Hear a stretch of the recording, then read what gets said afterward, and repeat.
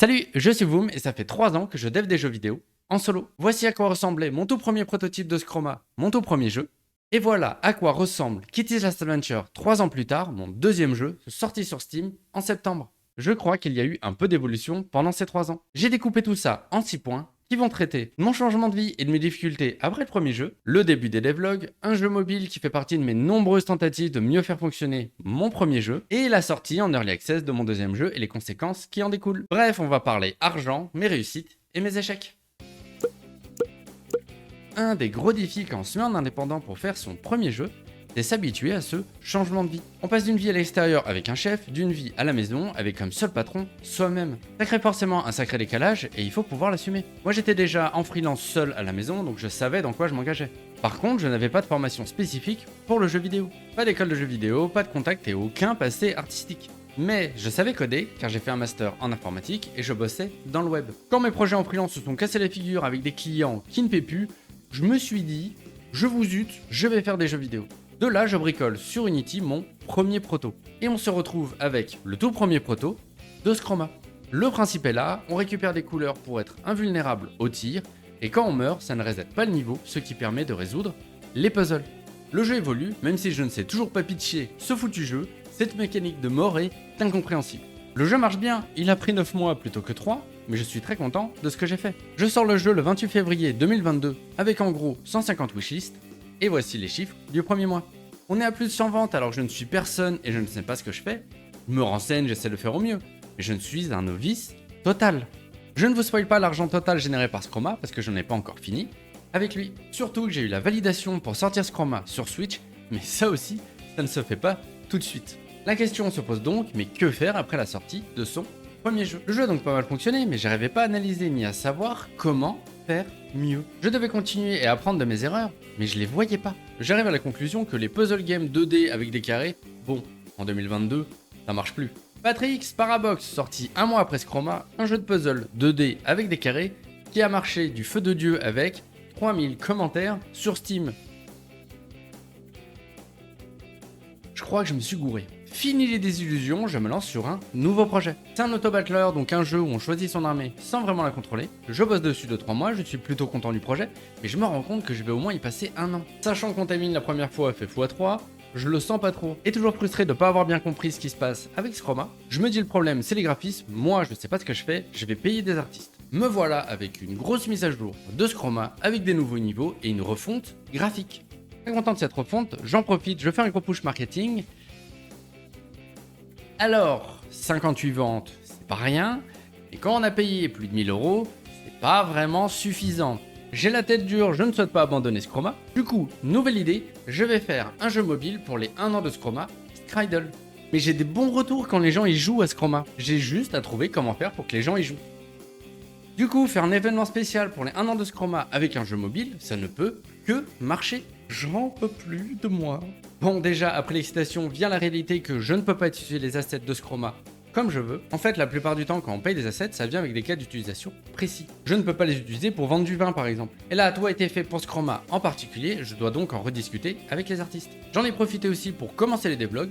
C'était trop court, un peu trop mémesque, mais c'était aussi pour m'entraîner à faire des trailers. Après 3 mois, j'ai un projet ok, j'y travaille quand même 2 mois de plus pour fignoler plein de petits détails qui ne m'allaient pas. Tout ça pour que ça n'aide pas à intéresser les gens à Scroma, ni que ce projet ne me rémunère d'un quelconque centime. Je crois qu'il est temps d'abandonner ce pauvre petit Scroma. Cela dit, c'était l'occasion de tester l'environnement mobile, et sincèrement, j'ai détesté. Ah, partager son jeu mobile, c'est plus simple avec ses proches. Mais alors, pour que des inconnus y jouent, je n'ai que la solution de pub payante. Il y a des boîtes qui sont spécialisées là-dedans, pareil pour le côté rendre accro, et non, franchement, non merci. Mais j'ai quand même fini par sortir Scroma sur Switch. C'est plein de process un peu relous dont je ne peux pas parler parce que je suis sous NDA, mais en gros, si ça a mis plus d'1 an, c'est surtout un manque d'énergie et de motivation à mettre dedans. Sauf le rêve de gamin, je n'avais vraiment aucun objectif ni espoir pour mon jeu sur Switch. Et à ma grande surprise, ça a quand même bien marché sans aucun marketing de ma part. Je ne peux pas partager de screenshots directement, mais en gros, sur Switch, Scroma, c'est 800 € de revenus. J'y croyais tellement, zéro, mais là pour le coup, bonne surprise. Bon move qui a peut-être été aidé par la refonte, mais on ne saura jamais. Concernant Scroma sur Steam, va quand même y avoir quelques rebondissements. Mais ça passe d'abord par un autre échec avec Alaya et l'aide du CNC. Pour resituer, on est milieu 2023, 2 ans après le début de mon aventure. Comme je disais, le mobile très peu pour moi, donc je repars sur un projet PC sur Steam. Alaya était un projet de jeu deck building avec une roue comme zone de combat. Encore une fois, j'y crois, mais cette fois, je fais une demande d'aide au CNC, une aide de l'État.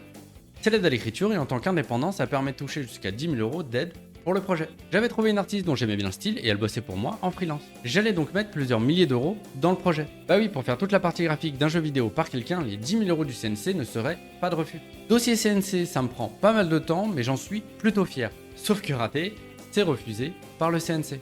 Finalement, avec le refus, j'ai pris un peu de recul et je me suis demandé si j'étais prêt à mettre autant d'argent et d'énergie dans ce deuxième jeu. Et aussi mentalement, je suis ailleurs parce que j'ai perdu mon chat Kitty et ça m'affecte énormément. Pour avoir la réponse du CNC, c'est environ 3 mois. Les 3 dernières semaines, j'en ai profité pour prendre une semaine de vacances et aérer mon esprit avec un proto. J'en ai profité d'ailleurs pour reprendre les devlogs que j'avais un peu arrêtés après Scridle. Donc au refus, c'est le déclic pour créer Kitty's Last Adventure. Donc là, 2 années sont passées, j'ai sorti qu'un seul jeu sur Steam et j'ai jeté 2 jeux à la poubelle. J'ai cette foutue pression que le deuxième jeu doit fonctionner et ça m'empêche de me poser sereinement. Je mets trop d'espoir dans ce deuxième jeu, je me mets là-bas trop haut, je veux faire trop bien, trop gros. Avec la perte de Kitty, ça me fait un déclic pour me dire, je m'en fous de comment le jeu va marcher, je vais faire le jeu que j'ai envie de faire. Et je vais même essayer de faire les dessins moi-même. Pour que vous vous rendiez compte d'où je viens niveau dessin, ce dinosaure là, c'est mon tout premier dessin à la tablette. Et j'ai pas essayé de troll, hein. J'ai vraiment essayé de dessiner. En live, vous me mettiez au défi de faire des dessins, et donc petit à petit, j'apprends. C'était hyper intéressant et on voit nettement l'évolution. Ça m'a juste demandé du temps et du travail. Je suis encore loin d'être doué, hein. Tellement fier de mon avancée, je me hype encore une fois et je fais un nouveau dossier pour le CNC. Comme vous pouvez le voir, j'ai trouvé une DA que j'arrivais à reproduire correctement et qui avait du sens. Bon, le CNC, ça a encore une fois pas marché. Tant pis. Entre le proto d'octobre 2023 et les playtests quelques semaines avant le Steamfest de juin 2024, le jeu change énormément. J'ai perdu beaucoup de temps à essayer de forcer une idée innovante que j'arrivais même pas à expliquer dans le jeu. Jusqu'à ce que là aussi je décide que tant pis, je vais rester simple, j'en avais d'ailleurs fait une vidéo.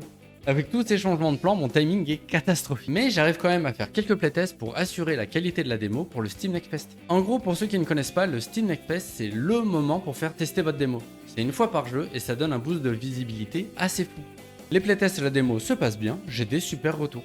Bon bah me voilà, après 9 mois, 600 wishlist, avec un bon boost par le Steam Next Fest. Ça reste pas fou, mais sachant que j'ai sorti Scroma avec 150 wishlist, c'est un progrès. A partir de là, je fais tout un plan pour préparer une sortie en accès anticipé, milieu septembre. Bon, j'ai juste supposé que j'allais être un surhomme pendant 2 mois, donc le plan, il a pas vraiment tenu. Reste que la sortie s'est super bien passée, si ce moment précis vous intéresse, j'en ai aussi fait une vidéo. Et le rebondissement pour Scroma, c'est maintenant. Parce que j'avais créé un pack, un bundle sur Steam avec Scroma et Kitty's Last Adventure ensemble. Le jeu dépasse enfin les 1000 $ sur Steam, le chiffre magique qui fait que Steam vous rend vos 100 $ de départ. J'en suis à 388 ventes et 14 remboursements, après donc 2 ans et demi. Quant à Kitty's Last Adventure, il continue à vendre quelques copies chaque semaine et pour l'instant les chiffres sont: il talonne Scroma en à peine 3 semaines et a dépassé les 1000 $ avec 327 ventes et 11 remboursements. Mais surtout grâce à vous, j'ai largement dépassé les 50 reviews sur Steam, ce qui est énorme pour la visibilité du jeu. À moi maintenant de gérer l'Early Access qui va durer environ 6 mois. J'ai des super retours sur Kitty's Last Adventure, j'ai quand même passé les 2 premières semaines à améliorer la qualité globale du jeu. Maintenant je vais essayer de faire des push marketing en faisant des mises à jour importantes, là comme vous pouvez le voir, pour Halloween. Chaque grosse mise à jour sera l'occasion de faire parler du jeu, essayer de faire revenir les anciens et ramener de nouvelles personnes. A savoir que j'aimerais bien que la 1.0 sorte aussi sur Switch. Pour le prochain jeu, pour l'instant je n'ai aucune idée de ce que je vais faire. Je compte faire des petites pauses d'une semaine prototypage pendant l'Early Access, comme j'avais fait il y a 1 an. Ça me permettra d'avoir plusieurs idées de prêtes sur lesquelles j'aurai du recul. Et oui, je continuerai à documenter tout ça sur Patreon, YouTube et en live. J'ai essayé de résumer ces 3 ans dans une version la plus condensée possible, mais si vous avez des questions, n'hésitez pas à les mettre en commentaire. Je ferai de mon mieux pour y répondre, voire peut-être faire une vidéo dédiée sur un sujet que j'ai trop survolé. Encore merci 1000 fois de votre soutien et de suivre mon aventure. Je ne sais pas encore où tout ça va me mener, mais on verra bien ensemble. A très vite sur YouTube, Twitch ou Patreon.